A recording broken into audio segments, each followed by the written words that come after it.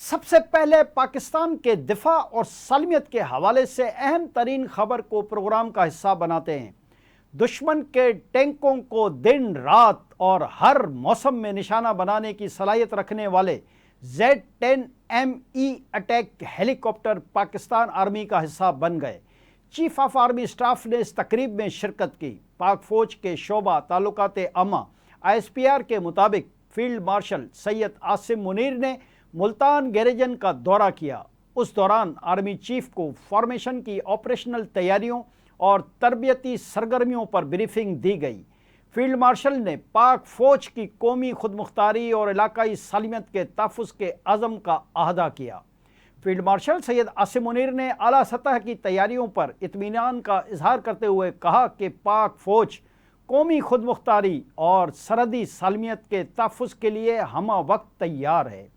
ISPR کے مطابق field marshal Syed Asim Munir کی جانب سے دورے کے دوران قومی اتحاد اور سول ملٹری ہم آہنگی کی اہمیت پر زور دیا گیا۔ فیلڈ مارشل سید عاصم منیر نے فوجی جوانوں سے ملاقات کی۔ انہوں نے جوانوں کی غیر معمولی حوصلے اور پیشہ ورانہ مہارت کی تعریف کی۔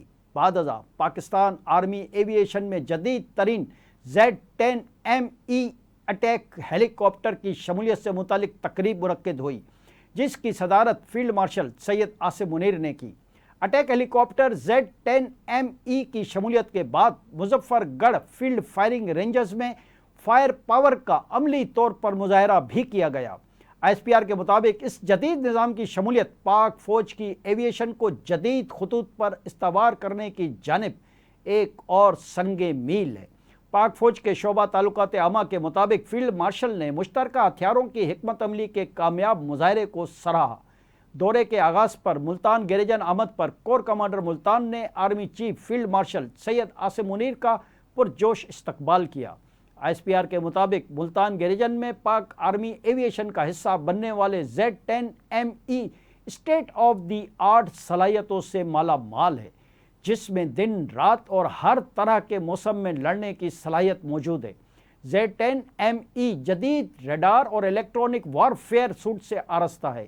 یہ ہیلی کاپٹر دور حاضر کے جدید میزائلوں اور دیگر ہتھیاروں سے مسلح ہے، جس کی وجہ سے پاک فوج کی مؤثر انداز میں دشمن کے خلاف کارروائی کرنے کی صلاحیت میں اضافہ ہوا ہے۔